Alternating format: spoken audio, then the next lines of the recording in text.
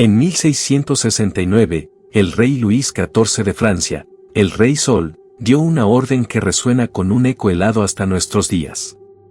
Un hombre fue capturado, y su destino sería vivir y morir como una sombra. No se le permitiría hablar, no se le permitiría ver. No se le permitiría, bajo ninguna circunstancia, ser visto. Durante más de 3 décadas, su único rostro fue el de una máscara de terciopelo y hierro, un símbolo de su eterna condena.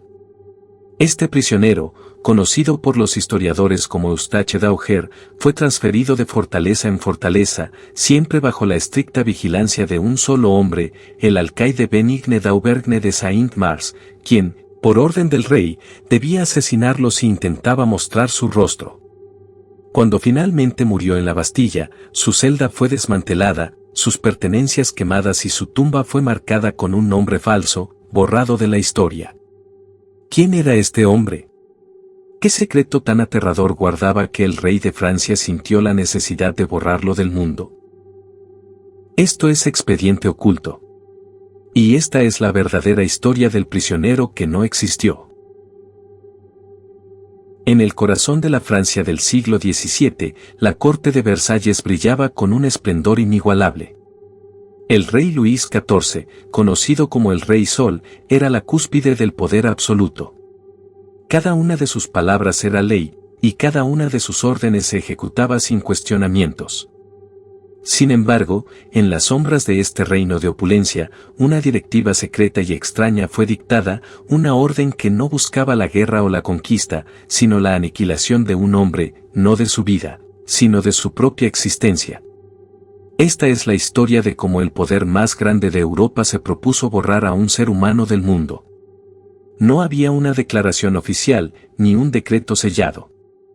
Simplemente, el ministro de la guerra, el marqués de Louvois, envió una carta a un alcaide de una remota prisión. La misiva no contenía un nombre, solo una descripción vaga y una instrucción tajante: capturad y encerrad a este hombre. Su rostro no debe ser visto por nadie, y su nombre no debe ser pronunciado jamás.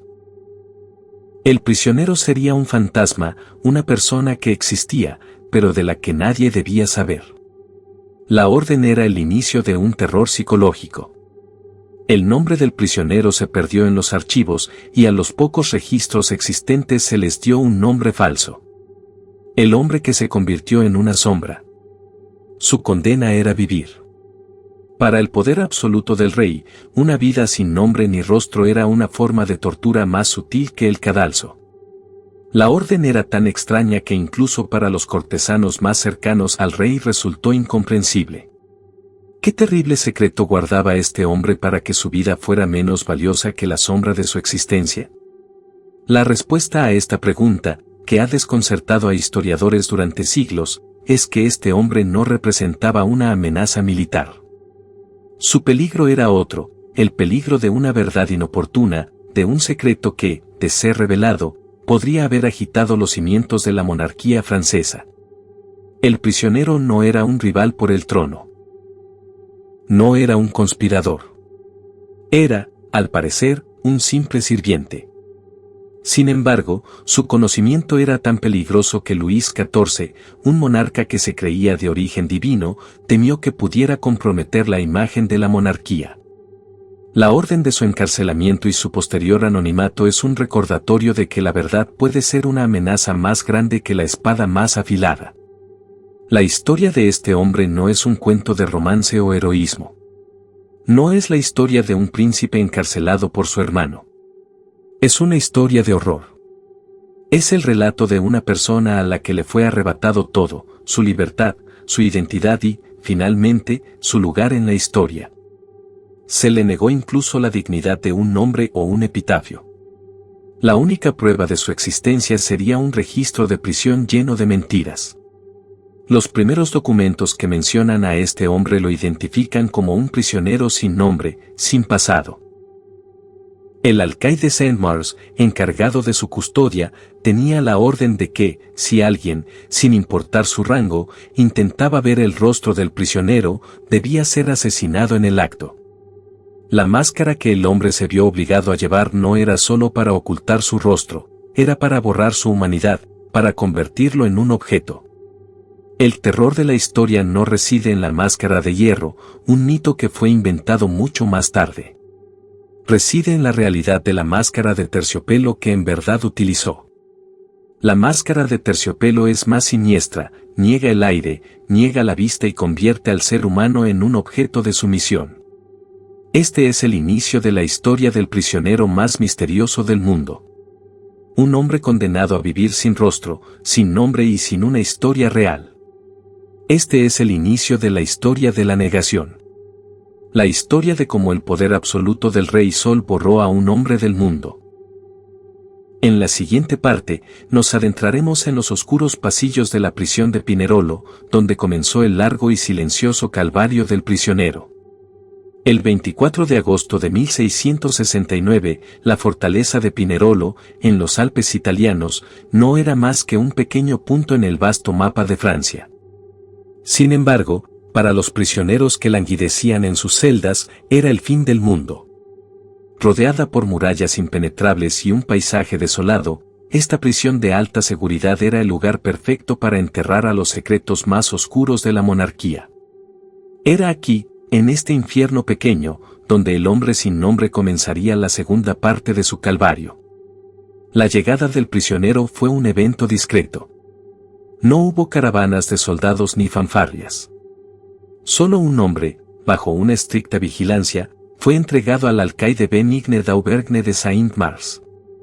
A diferencia de los otros prisioneros, este no fue registrado por su crimen, sino por la peculiaridad de su cautiverio. Los documentos oficiales de Pinerolo lo identificaban por un nombre, Eustache d'Auger. Pero este nombre era solo una fachada, una mentira administrativa para un hombre que no tenía permitido tener una identidad. El cautiverio de d'Auger no era como el de los demás. Mientras que otros prisioneros podían recibir visitas o tener cierta libertad dentro de la fortaleza, d'Auger fue recluido en el más estricto aislamiento. Fue confinado en una celda sin ventanas, sin contacto con el mundo exterior. Su única compañía era el alcaide Saint-Mars y un sacerdote que, por orden del rey, tenía prohibido hablar con él de cualquier cosa que no fuera la religión. La celda se convirtió en su universo. 4 paredes de piedra, una pequeña cama de paja y el sonido distante de los guardias caminando por el pasillo. La brutalidad de su cautiverio no era física, sino psicológica. El aislamiento y la claustrofobia eran sus torturadores. El silencio y la oscuridad eran sus castigos.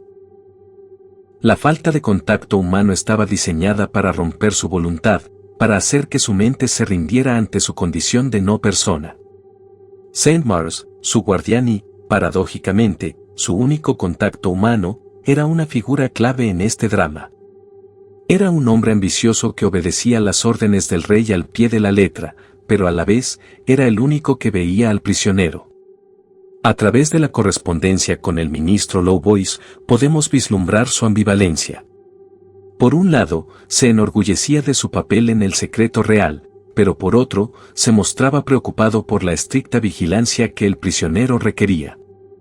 En sus cartas, Saint-Mars se refería a d'Auger como el prisionero, nunca por su nombre.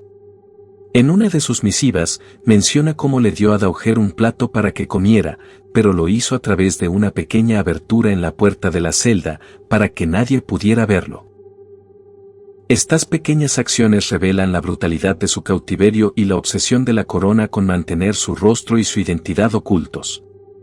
La vida de d'Auger en Pinerolo fue una monotonía de días que se fundían en semanas y semanas que se fundían en años. El tiempo dejó de tener sentido para él. No había estaciones ni amaneceres. Solo la oscuridad perpetua de su celda. El alcaide, para asegurarse de que nadie pudiera hablar con él, instaló una reja de hierro en la puerta de su celda y contrató a un equipo de guardias sordomudos para que nadie pudiera escuchar los secretos de d'Auger. La prisión de Pinerolo, con sus gruesos muros de piedra, era más que un lugar de encierro. Era un laberinto diseñado para borrar a las personas, para hacer que sus vidas se perdieran en la inmensidad del olvido. El prisionero sin rostro, el hombre llamado Eustache d'Auger, fue el primer experimento exitoso de la monarquía francesa en este sentido. A medida que el tiempo pasaba, el misterio que rodeaba a d'Auger solo crecía. Incluso entre los guardias, el rumor de un prisionero sin rostro se extendía. Se convirtió en una leyenda, un fantasma que habitaba en las entrañas de la fortaleza. Un hombre al que nadie había visto, pero cuya presencia se sentía en cada pasillo. El capítulo en Pinerolo es crucial para la historia de d'Auger. Es aquí donde su identidad se desvanece y se convierte en un símbolo del terror psicológico. La celda de piedra, la oscuridad, el silencio y la figura de un alcaide que era su carcelero y, al mismo tiempo, su única conexión con el mundo, se convierten en los elementos de una historia de horror que no necesita de fantasmas o monstruos. El verdadero monstruo era el aislamiento. Para el prisionero, el alcaide Benigne d'Auvergne de Saint-Mars no era solo su carcelero, era su única conexión con la humanidad. Era el único ser humano que veía, que le traía comida y que, irónicamente, tenía el poder de quitarle la vida en cualquier momento. Sin embargo, para Saint-Mars, el prisionero Eustache d'Auger se convirtió en su sombra, una carga secreta que lo acompañaría a lo largo de toda su carrera. La vida de este ambicioso alcaide, deseoso de ascender en la jerarquía del reino, se entrelazó irremediablemente con el destino de un hombre al que debía borrar del mapa. La relación entre ambos era una paradoja de poder y dependencia. Saint-Mars tenía el control total sobre la vida de d'Auger, pero a su vez, dependía de él para su propio éxito. Cada carta que el alcaide enviaba al ministro Louvois estaba llena de detalles minuciosos sobre las medidas de seguridad extremas que tomaba. Su devoción por seguir las órdenes del rey era absoluta, y su mayor temor no era que d'Auger escapara, sino que alguien pudiera descubrir su secreto.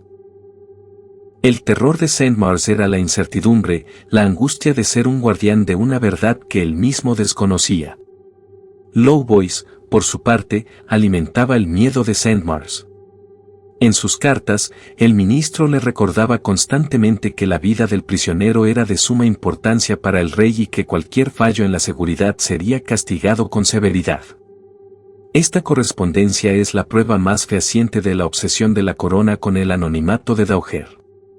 En una de estas misivas, Louvois le ordenó a Saint-Mars que se asegurara de que Eustache d'Auger no tuviera contacto con nadie, ni siquiera con los otros prisioneros. El alcaide se convirtió en un experto en la paranoia. Mandó a construir una celda dentro de su propia celda, una celda doble para aislar completamente al prisionero. A los guardias que lo atendían les dio la orden de nunca mirar su rostro. La rutina de d'Auger era un ritual de silencio. Cada vez que se abría la puerta de su celda, el alcaide y sus guardias se aseguraban de que su rostro estuviera cubierto por la máscara.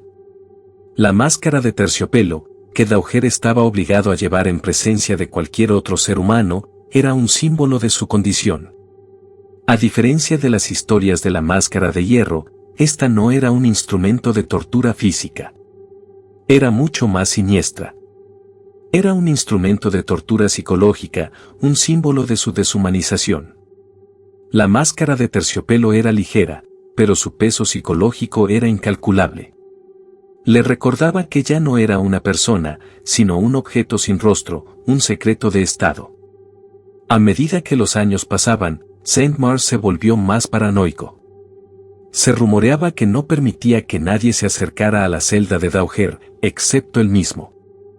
Incluso cuando d'Auger estaba enfermo, el alcaide se arriesgaba a atenderlo personalmente, en lugar de permitir que un médico lo viera.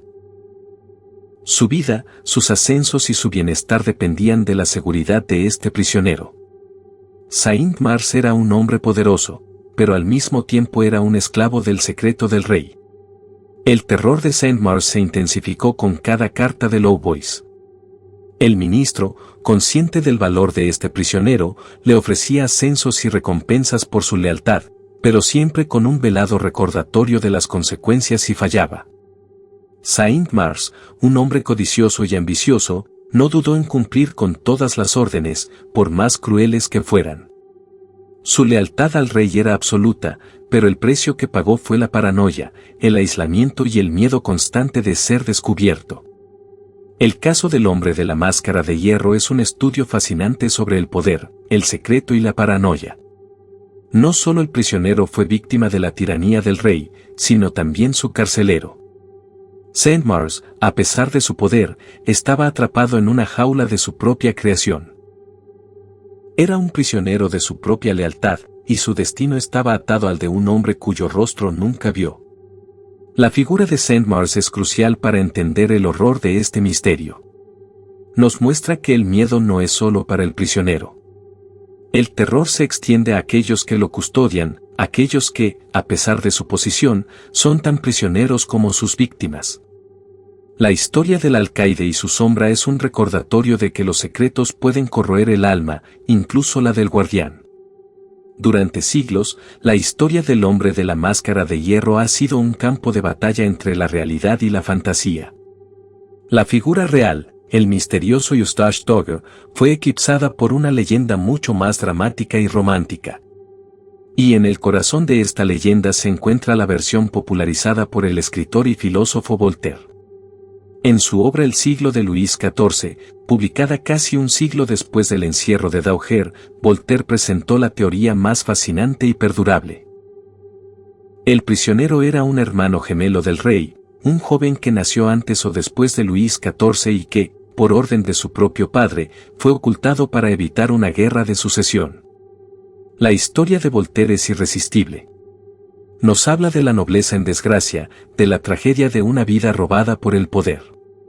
Esta versión, más tarde inmortalizada por el autor Alexandre Dumas en su novela El Vizconde de Bragelonne, dio vida al prisionero. Lo convirtió en un héroe trágico, un hombre virtuoso encerrado por la crueldad de su propio hermano. Esta narrativa, con su gran carga emocional, no solo capturó la imaginación del público, sino que también desvió la atención de la verdad, que era mucho más mundana y, al mismo tiempo, más aterradora. La evidencia histórica desmiente esta versión romántica. No hay registros de un segundo hijo de la reina Ana de Austria. La documentación de la época muestra claramente que Dagger no tenía la sangre real. Además, los relatos de su cautiverio en prisiones de alta seguridad como Pinerolo y la isla de Santa Margarita no coinciden con la vida que un hermano del rey habría llevado. La leyenda de los gemelos, aunque emocionalmente atractiva, es una mentira. Pero, ¿por qué Voltaire y Dumas crearon esta mentira? La respuesta es simple: los secretos del poder. Al encubrir la identidad del prisionero, la monarquía francesa creó un vacío que la imaginación popular llenó con la historia más dramática posible. Voltaire, un crítico de la monarquía, usó la historia del gemelo como una forma de atacar al poder absoluto de Luis XIV. El misterio del prisionero se convirtió en una herramienta para cuestionar la legitimidad de un régimen que no solo encarcelaba a sus enemigos, sino que borraba su existencia. La historia real, la de un simple sirviente con un secreto, es mucho más inquietante que la de un príncipe. El terror no reside en el drama de una sucesión dinástica, sino en la idea de que cualquier persona, sin importar su origen, puede ser borrada del mundo por un simple decreto. Es un terror existencial. Es la prueba de que el poder absoluto no solo puede tomar tu vida, sino también tu identidad, tu memoria y tu lugar en la historia. Las leyendas de los gemelos reales, la máscara de hierro y los tronos perdidos son cortinas de humo que nos impiden ver la verdadera naturaleza del caso. Nos distraen con fantasías y nos alejan de una realidad que es mucho más espeluznante. La verdad es que el hombre de la máscara de hierro no fue un rey. Fue una víctima, un ejemplo de cómo un simple secreto puede ser tan peligroso que justifique la aniquilación total de una persona. Este capítulo sirve para romper con el mito y adentrarse en la verdad. Para entender el verdadero horror del caso, debemos dejar de lado la grandilocuencia de la ficción y enfrentarnos a la cruda realidad. La historia de Eustache Dagger es la historia de una persona común, un hombre que, por razones que todavía desconocemos, se convirtió en un fantasma. Y es precisamente este anonimato lo que hace que su historia sea tan aterradora. El rastro de la mentira que Voltaire y Dumas crearon, sin saberlo, nos ha llevado a un camino equivocado. Pero, al seguir las pistas de la historia, podemos ver que el verdadero horror del caso no se encuentra en la ficción, sino en la realidad. La historia de un hombre sin nombre, sin rostro, es un recordatorio de que la verdad es mucho más inquietante que la ficción. En las profundidades de la fortaleza de Pinerolo, la monotonía de la celda de Eustache Dauger fue rota por una orden tan peculiar como su propio encierro. Al cabo de unos años, el alcaide Saint-Mars recibió una nueva directiva. Otro prisionero, el marqués de Fouquet, debía ser recluido en la misma celda que Dauger. Nicolas Fouquet, un antiguo ministro de finanzas del rey, había caído en desgracia, acusado de malversación de fondos. Su presencia en la prisión ya era una humillación pública, pero compartir su celda con un recluso tan enigmático y anónimo añadiría un nuevo nivel de terror. La decisión de unir a los dos prisioneros parece contradictoria con la obsesión del rey por el anonimato de Dauger. Sin embargo, en un giro maquiavélico, la corona había encontrado la manera de utilizar a un testigo. Fouquet era un hombre poderoso y con contactos, alguien que podía ser un peligro si se le permitía hablar. Al ponerlo en la misma celda que Dauger, el rey no solo lo castigaba, sino que también le daba un motivo para guardar silencio. Le mostraba de lo que era capaz el poder absoluto, borrar a una persona de la faz de la tierra. Fouquet, un hombre acostumbrado a la opulencia y el poder, se vio enfrentado a una realidad que ni siquiera en sus peores pesadillas podría haber imaginado. Su compañero de celda era un fantasma, un hombre que no podía hablar de sí mismo, que no tenía permitido revelar su identidad.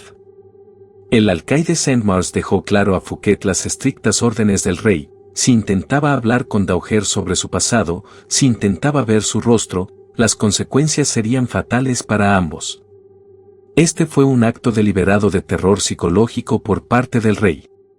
La presencia de Fouquet en la celda de Dauger es crucial para nuestra historia. Es la única vez que un testigo creíble y de alto rango tuvo contacto directo con el prisionero sin rostro. Las cartas y relatos de la época revelan que Fouquet quedó aterrorizado por la estricta vigilancia que rodeaba a su compañero de celda.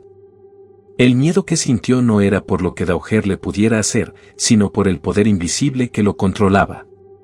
Se dio cuenta de que si un hombre tan misterioso como Dauger existía, la monarquía era capaz de todo. Este breve periodo de convivencia es una ventana a la psique del prisionero. A través de la figura de Fouquet, podemos vislumbrar el horror de Dauger. El marqués, un hombre elocuente y bien educado, no pudo obtener ninguna información de Dauger. El prisionero era un muro de silencio. Esta incapacidad para comunicarse no era por falta de voluntad, sino por el miedo atávico a las represalias.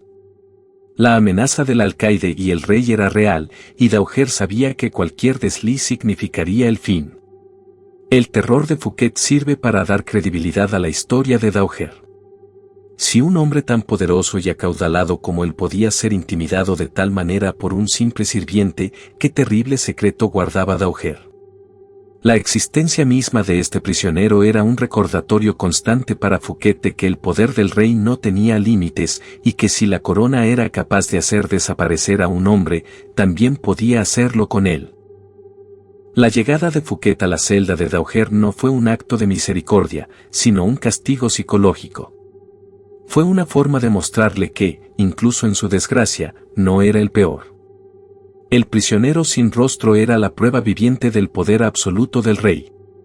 El temor de Fouquet era real y se puede sentir en la documentación histórica.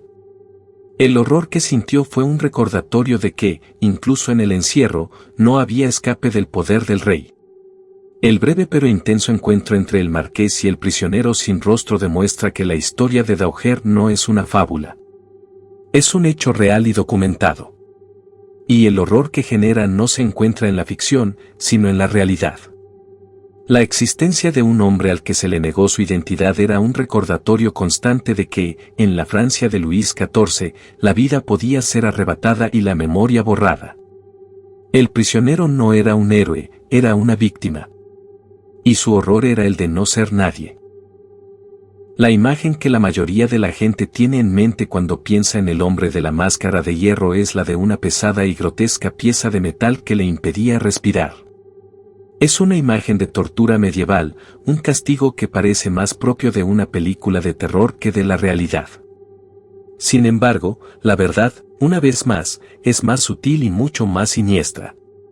No hay evidencia histórica de que el prisionero haya usado una máscara de hierro. Los registros y las descripciones de la época apuntan a un material mucho menos espectacular, pero con un poder psicológico infinitamente más aterrador, la máscara de terciopelo. El terciopelo era un material suave y ligero, pero la máscara que se le obligó a usar a Daugher no tenía nada de suave. Era una máscara con bisagras metálicas que le cubría todo el rostro y estaba sellada con candados. A diferencia de una máscara de hierro, esta máscara no buscaba el dolor físico. Su propósito era mucho más cruel. La máscara de terciopelo era un instrumento de deshumanización, una herramienta de opresión diseñada para borrar el rostro de un hombre y, con él, su identidad. La función de la máscara no era proteger la identidad del prisionero de miradas externas, el prisionero era custodiado con tanta vigilancia que nadie podía acercársele sin la orden del rey. La máscara era para el propio prisionero. Le recordaba constantemente que ya no era una persona, que no tenía rostro. La máscara le negaba su propia imagen en el reflejo de un charco de agua. Era una negación constante de su humanidad, una tortura psicológica que duró más de 30 años. Este simple cambio de material, de hierro a terciopelo, cambia por completo la naturaleza del horror de esta historia. Ya no es una historia de tortura física, sino una historia de terror existencial. El prisionero no fue castigado con dolor, sino con la negación de su propia existencia. Fue forzado a vivir como un objeto, un secreto sin rostro que debía ser ocultado del mundo. La máscara era un símbolo de su condición de no persona. La invención de la máscara de hierro por Voltaire y Dumas, aunque emocionante y dramática, en realidad minimizó el verdadero horror de la historia. Nos dio una imagen de un héroe trágico, pero nos ocultó la realidad de una víctima que no tuvo la dignidad de una cara. El verdadero terror reside en el poder absoluto del rey para hacer que un hombre se vuelva invisible, para borrar su rostro y su humanidad con una simple pieza de tela y metal. El caso de la máscara de terciopelo es un recordatorio de que los crímenes más crueles no siempre se llevan a cabo con violencia. A veces, la mayor atrocidad es el borrado sistemático de una persona, la negación de su existencia. La máscara de Daugher no era una cadena. Era una forma de prisión que no estaba hecha de metal, sino de miedo, silencio y soledad. Este capítulo nos obliga a reexaminar la historia y a mirar más allá de la ficción. Nos obliga a confrontar una verdad mucho más incómoda que la de un príncipe encarcelado. La historia de Daugher es la historia de una persona a la que le fue robada su humanidad. Y la máscara que usaba no era un símbolo de su lucha, sino un símbolo de su opresión. A medida que los años pasaban, la lealtad y la discreción de Saint-Mars no pasaron desapercibidas para el rey. Su meticulosa custodia de Eustache Daugher le valió un ascenso. En 1681 fue nombrado gobernador de la fortaleza de la isla de Santa Margarita, una prisión en la costa de la Provenza.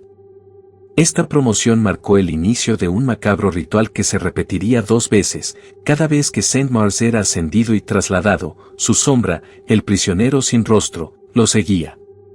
El viaje de Pinerolo a la isla de Santa Margarita fue un espectáculo aterrador. La caravana de prisioneros incluía a Daugher, quien iba en una litera cubierta. Los registros de la época relatan que Saint-Mars se aseguró de que ningún soldado o civil pudiera ver al misterioso prisionero. A pesar de las precauciones, los rumores se extendieron. Los que vieron la caravana hablaban de un hombre que viajaba con el rostro cubierto, escoltado por guardias armados hasta los dientes. Se convirtió en un fantasma, una figura de terror que acechaba la imaginación popular. En la isla de Santa Margarita, la vida de Daugher continuó de la misma forma que en Pinerolo, en estricto aislamiento. No se le permitió tener contacto con nadie. Su celda, en la torre de la fortaleza, era una prisión dentro de una prisión.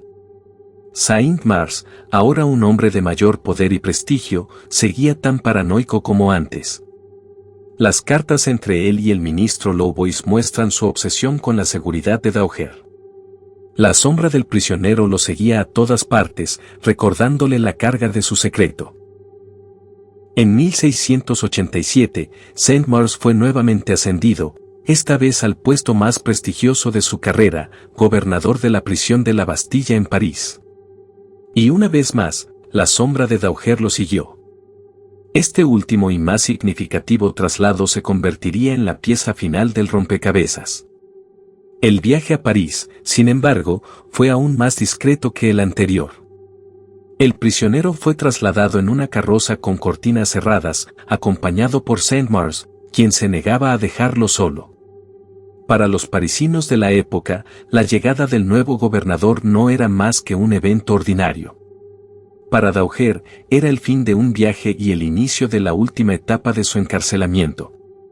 La figura de Daugher, el prisionero sin rostro, era un espectro que seguía a su carcelero. Su existencia dependía de la de Saint-Mars. Este macabro ritual de viajes y reclusiones demuestra la importancia del prisionero para el rey y la absoluta lealtad del alcaide. Daugher no era solo un prisionero. Era un objeto de poder, un secreto que, si fuera revelado, podría haber agitado los cimientos del reino.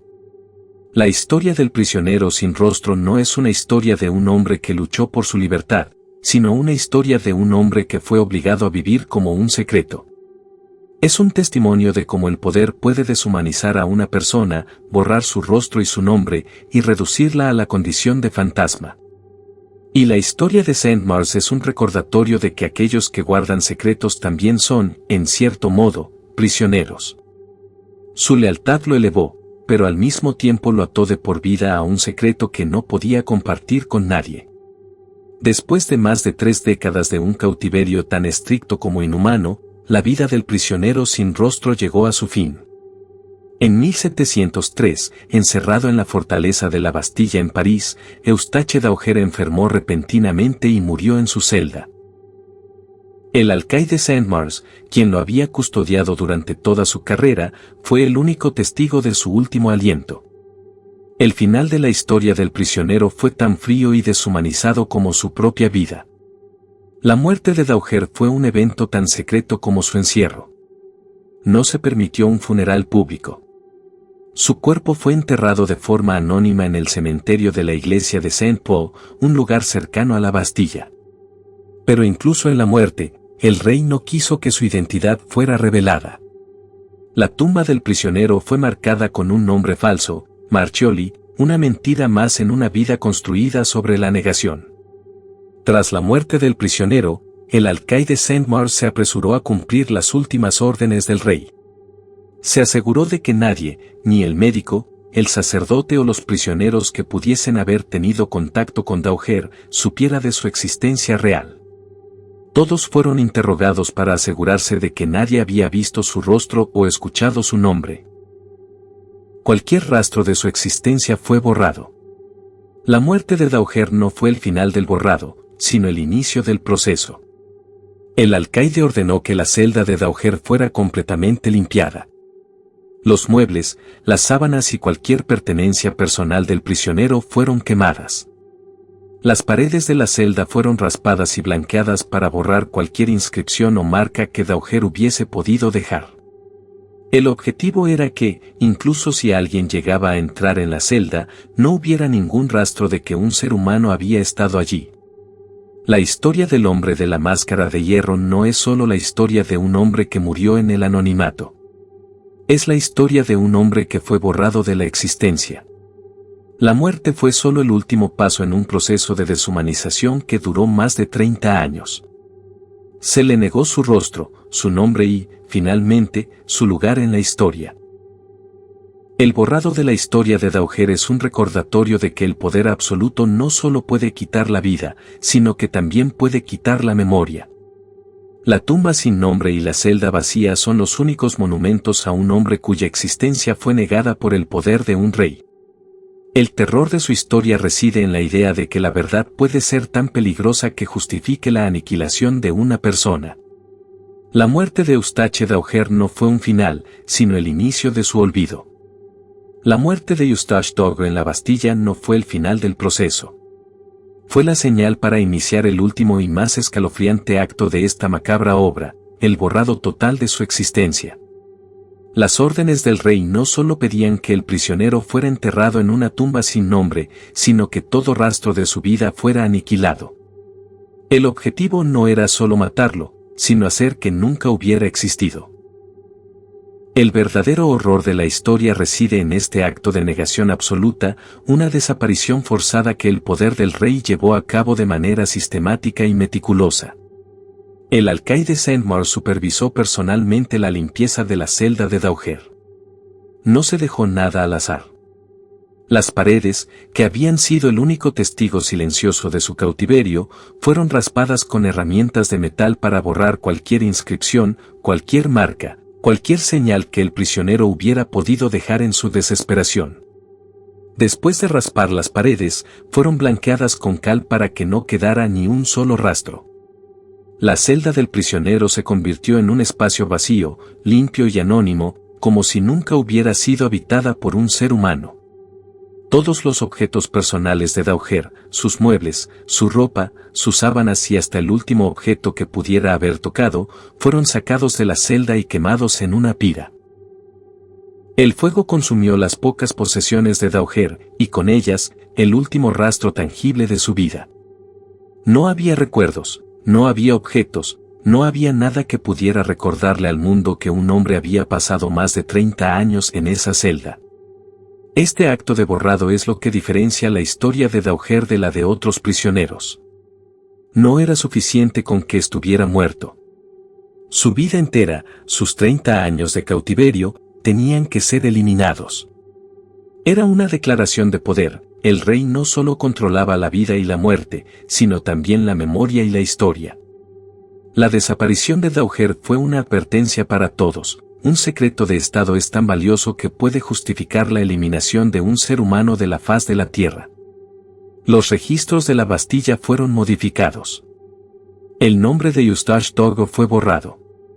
Su tumba fue marcada con un nombre falso, Marchioli, una mentira que confundiría a los historiadores durante siglos. No había un cuerpo, no había una tumba real, no había un nombre. Lo único que quedaba era el fantasma de un hombre cuya existencia fue borrada. El verdadero terror del hombre de la máscara de hierro no se encuentra en la ficción, sino en esta realidad. No es la historia de un príncipe que fue encarcelado, sino la historia de un hombre al que se le robó todo. Es la historia de cómo el poder absoluto puede convertir a una persona en una no persona. Y la desaparición de d'Auger es un recordatorio de que los crímenes más oscuros no siempre se cometen con violencia, sino con la negación de la existencia. Después de seguir el rastro de la mentira y el olvido, regresamos al punto de partida, el misterio. Aunque hemos desacreditado la leyenda del hermano gemelo del rey, la pregunta persiste: ¿quién era el hombre bajo la máscara de terciopelo? La historia no ofrece una respuesta definitiva, pero los documentos y las pruebas nos llevan a considerar algunas de las teorías más plausibles y, al mismo tiempo, más aterradoras. Una de las hipótesis más convincentes es que el prisionero Eustache d'Auger era un espía, un agente al servicio de la corona inglesa durante el reinado del rey Carlos I. Se cree que d'Auger pudo haber sido un sirviente que presenció o fue parte de una conspiración para restaurar la monarquía en Inglaterra, un secreto tan delicado que podría haber causado una guerra. Esta teoría explicaría por qué el rey Luis XIV se tomaría tantas molestias para asegurar su anonimato. Otra teoría, igualmente plausible, es que d'Auger era un sirviente de la corte francesa que presenció un secreto de Estado. Quizás escuchó una conversación que comprometía la imagen de la reina, el propio rey o su ministro. Un secreto que, si salía a la luz, habría puesto en peligro el poder absoluto de Luis XIV.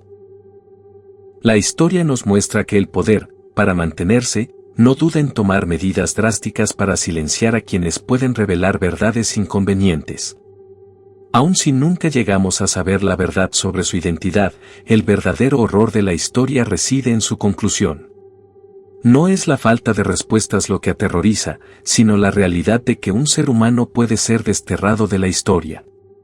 El hombre de la máscara de hierro no es un héroe de la ficción. Es una víctima real, un recordatorio de que la libertad no es solo un derecho a no estar en una prisión, sino un derecho a tener una identidad, a ser recordado y a tener un lugar en el mundo. La historia de Daugher es un relato de terror psicológico que nos hace confrontar la fragilidad de nuestra propia existencia. Este video es un recordatorio de que los misterios más grandes no son los que tienen una respuesta clara, sino aquellos que nos obligan a reflexionar sobre lo que significa ser humano. La historia del hombre de la máscara de hierro no es una historia de príncipes y reinos, sino una historia de un hombre al que se le robó todo, incluso su propia historia. Su silencio nos habla y su ausencia nos persigue. Y, tal vez, esa es la verdadera conclusión. Y con esto, terminamos este video. La historia del hombre de la máscara de terciopelo nos enseña que el terror no siempre reside en lo que podemos ver, sino en lo que se nos oculta. En la negación de un rostro, un nombre y una vida, el rey Luis XIV logró una hazaña más escalofriante que cualquier tortura física: borró a un ser humano de la existencia. Si este viaje a través de los secretos más oscuros de la historia te ha dejado con ganas de más, te invito a unirte a nuestra comunidad. Únete a nosotros para no perderte las próximas investigaciones y, si el video te ha gustado, dale un me gusta para que la historia del prisionero sin rostro siga llegando a más gente. Y ahora, la pregunta que nos persigue. Si la historia de un simple sirviente fue borrada con tanta hazaña, ¿cuántos otros secretos, cuántos otros fantasmas se ocultan bajo la capa de terciopelo del pasado?